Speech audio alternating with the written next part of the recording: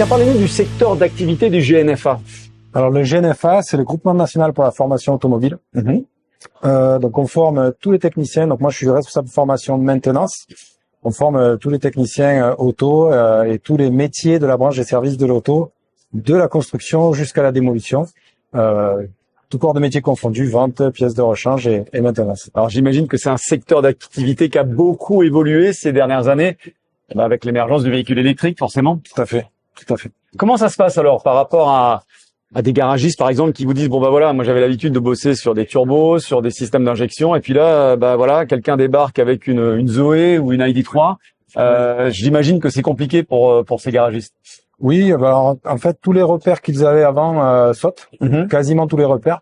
Après ils se forment, ils se documentent et ils viennent au GNFA pour la plupart sur des formations d'abord habilitation électrique, Bien sûr, ouais. mettre les gants, les surgants, etc., respecter les règles et parce que bon, il y a quand même un danger électrique. Hein. Oui, il y a des conditions de sécurité qui ne sont plus du tout les mêmes qu'un véhicule thermique. Exactement. Ouais.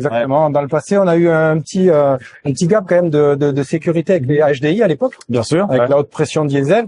Là, on en a un autre avec les risques électriques sur les véhicules électriques. Mais tout est faisable, on est d'accord. Tout est faisable, il suffit de se former, de se documenter, mais ça, ils l'ont toujours fait, j'ai pas de doute qu'ils continuent à le faire. Alors vous avez mis en place un système de formation assez ludique. Expliquez-nous un petit peu comment ça se passe. C'est de la réalité augmentée, c'est ça? Oui, exactement. Alors on avait pour objectif d'illustrer et de former au risque électrique sur les véhicules. Alors le véhicule est quand même assez bien sécurisé de par sa conception. Bien sûr. Néanmoins, le risque électrique le plus présent aujourd'hui il se situe à l'intérieur des plaques batteries. Évidemment.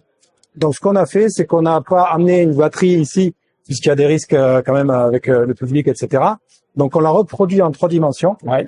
On a mis ça donc sur un casque à réalité mixte et on a connecté avec notre expert à distance Goran qui se tient à disposition des passants et qui leur explique comment. Donc ça permet en fait de visualiser votre activité avec quelqu'un qui nous explique en fait dans le casque un petit peu les manipulations, sans pour autant effectivement avoir les gants et tous les systèmes de sécurité. Exactement. Risque d'électrocution, c'est ça? Exactement. Risque d'électrocution, de flash, de projection de matière.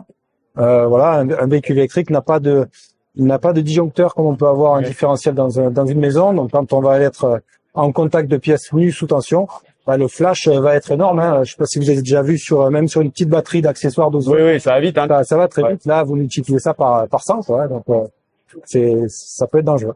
Merci Sébastien. Avec plaisir.